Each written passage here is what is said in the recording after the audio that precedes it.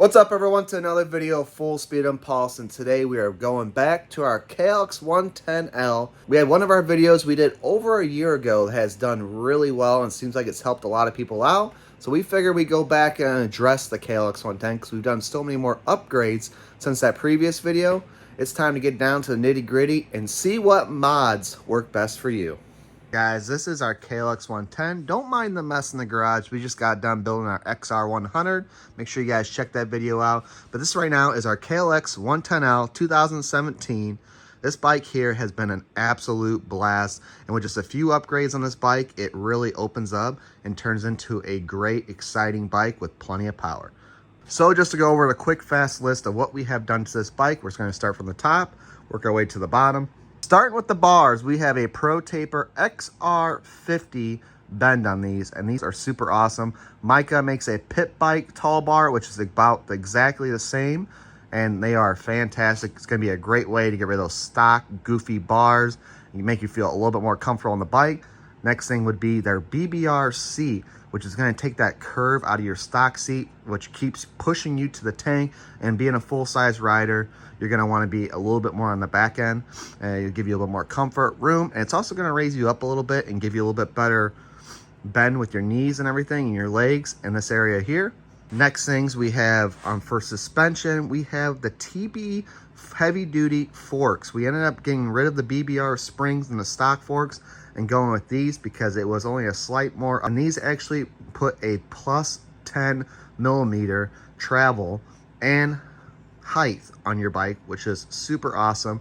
You have the bike a really good feel. These forks are super awesome. Some people complain that they may be a little too soft, but you could switch them out with a 20 weight, which will firm them up a little bit and they'll feel pretty good. We still have the 15 weight, but that is because we do a lot of aggressive trail riding and not so much track riding. Back to the rear here, we have the BBR swing arm we finally upgraded to with a DDM 250-pound rear spring, which they actually came out with a 300-pound, which seems like a good medium ground actually between the 250 and the 350. The 350 is super stiff. Even being around 215 pounds like myself, that 350-pound spring is just way too stiff. This 250 feels really good, but if you're doing jumps and all that, a 300-pound would probably be just about right. The swing arm here gave a nice little add-on a length of an inch and 3/4, I believe. And it just really sets the bike off really nice, guys. It looks super good.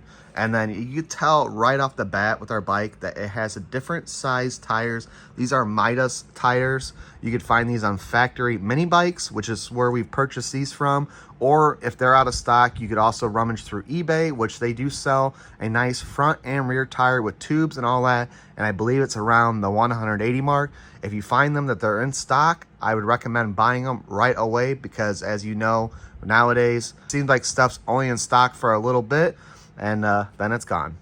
Things, we have this little case saver that we ended up upgrading to. Now you don't have to buy this. You could actually remove your plastic cover, and then with just one little different bolt size, you could leave your little metal stock frame case saver in there. And what that does is allow you to clean the mud out of here more instead of being compacted in here and wearing your chain and keeping it not lubricated. So this is nice here, just a little add-on. It allows access to clean the mud out of here and gives it a little bit of style.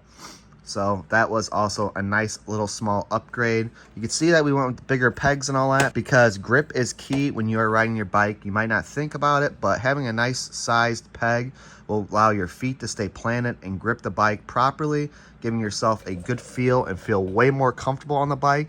And you guys know the deal. When you have those small pegs on there and you're bouncing around and jumping, it really digs in to the bottom of your foot, and that is no bueno. Extended shift lever is also a big thing on these bikes. Running the stock one, it is manageable, but having that little bit extra length, especially if you wear boots, is a must on these bikes. And that is probably one of the first upgrades I would do the bike, being a shift lever, the seat, bars, and probably exhaust and rejetting. That would be my first upgrades if I was doing anything to a bike. And speaking of exhaust, this is our T4 Pro circuit here. They don't make these anymore. They are up to the T6 now, which is actually a completely different sounding pipe. has a way deeper tone, and in my opinion, they're a little bit louder. I like the T4 because it gives a way crisper, cleaner sound in my opinion, and it's a unique sound, and I just will never get rid of this pipe unless we absolutely have to. Back here was just a simple custom little plate that at the time we had made, because when we first purchased the bike, which explains this, we wheelied it out and instantly dented this and snapped off our brand new rear fender. It is notorious for these fenders to snap off. Maybe on most of your bikes regardless, but they're super stiff, and it's not a simple rear fender you just bolt off. You have to take out your whole battery and everything like that. So we did put this in here to give it a little bit more support, but we do plan on putting plastics on this bike this winter, and we might not put that back in just because you do have to put that little bolt on top there, which is kind of a small eyesore. So not quite sure if we're going to continue with that upgrade. Over here, everything remains fairly stock. We haven't changed anything with our Kickstarter lever. As you can see, we did put a little heat wrap on here just to protect our legs from a little bit of the heat, just in case we ended up in a little bit of a situation we didn't have a hot header burning against our pant legs, which would be no bueno. Getting to the good stuff here, guys, we have the TB Parts 143 big bore kit on here with the stock head, running the TB cam with a 26 mil Mikuni. Now here's the deal on this stuff here. Running the 143 big bore kit with a stock head is going to help give you a more of a low to mid power range, while upgrading your head will give you bigger valves, which is going to give you a lot more power, more on the top end. And so it all depends what type of riding you're doing. They do say, I mean, you get the head, you're going to get overall power, which you're going to super enjoy, and it's going to be awesome. But I'll tell you, just with this 143 kit, with the cam and that carb, and it being dialed in, tuned in right, she does run pretty good. And we did complement this with the BBR rev box, which I know so many people are against, but I feel like it's a really good add-on onto the bike if you have a bunch of mods already done. I've explained this in a separate video. Long story short, it does advance your power curve, and it gives you a higher revving range. So depending on what your situation is, if you're ripping up a hill and you need just that little bit more, or if you're on the track and you're getting close to that turn and you're about ready to tap out, last thing you want to do is have to shift just to go into the turn to downshift again. Having that extra RPM will allow you to open up the range of power and take advantage of the bike. And when you shift at that higher RPM, even though it might be a little bit on the downside of the power curve or what your motor is specified at, when you shift, it's going to put you more into the power curve. I know that's a little crazy. It may be far reach to maybe think about stuff like that, but it is a thing. Now, if you are not running the 143 kit, before we put this in, our biggest power gains on this motor was running the stock piston, stock cam, but we had a BBR U-Flow with the 22 mil Mikuni, which is a fantastic carb, which is exactly the carb we put on our XR100 now, which runs super awesome. And complemented with the right exhaust, this opened up the bike so good. She had great crisp power all the way. She had no hesitation. She ran right. That's the biggest complaint I see from people. They start doing mods to these motors, whether it's the BBR U-Flow, and they try tuning in that stock 18 mil carb, and it is no bueno. And what's great about that 22 mil is that you can literally take the cap off your stock carb, slide it into that 22, and it is good to go. And what it does also on that 22 mil Mikuni, doesn't have a butterfly choke anymore to where it restricts air. It has a plunger setup instead, which enriches the carb instead. What that does is allow a nice clear passage of air to flow through. So not only are you bumped up an extra 4 millimeters, the whole inside is smoothed out, and you don't have that choke sitting in the way messing up your airflow. So the next things I will say, and you guys will have to subscribe and stay tuned, but we have ran into issues running this BBR U-Flow because we do, again, like I said, a lot of trail riding, which involves water. And we keep on sucking up water into these engines because of this BBR U-Flow. So we're gonna go back to the stock air box and slightly modify that to get a little bit more airflow, and then run it to a 22 mil Mikuni with a 143 big bore on a stock head, and see how we could jet that in and still get good power out of this bike with maybe a little less airflow, but hopefully with the displacement and a good exhaust system, we can get this bike running really good and go through as many puddles as we want. And now for the fun stuff, guys. So like I said, we do a lot of trail riding, which we're out in the woods and all that. So we want to look good when we're riding at nighttime.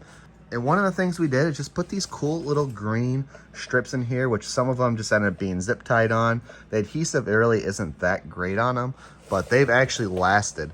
I think they're 2-3 years old now, and they still shine really good. And as you can see here, this is a LED bar that we simply mounted to our handlebars. And how we did that is literally drilled holes for the support. We have had 0 issues with bending bars. So don't tell me that drilling in to this cross member is going to sacrifice the durability of your handlebars. Maybe in an extreme heavy duty impact, maybe, but we haven't had that happen. And this light bar has been fantastic.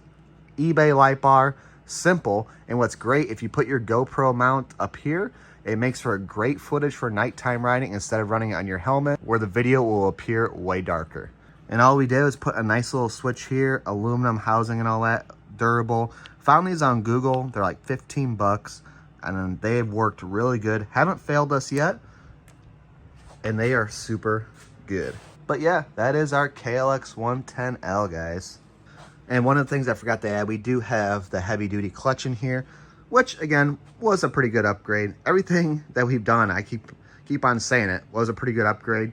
But what you do is you start from one point and you just start working your way to the other good stuff. So handlebars, seat, exhaust will be some of your first upgrades on this bike, along with that shifter, like I said. Almost forgot to give you that fire up, guys.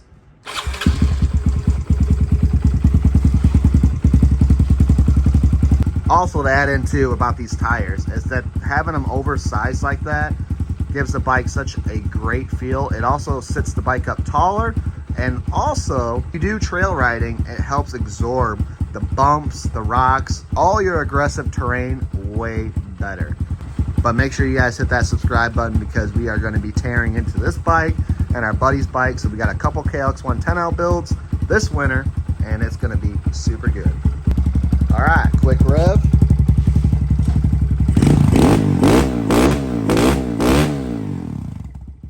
Oh yeah, she's crispy. All right, but like always, guys, I appreciate you watching, and until next time, we'll see you later.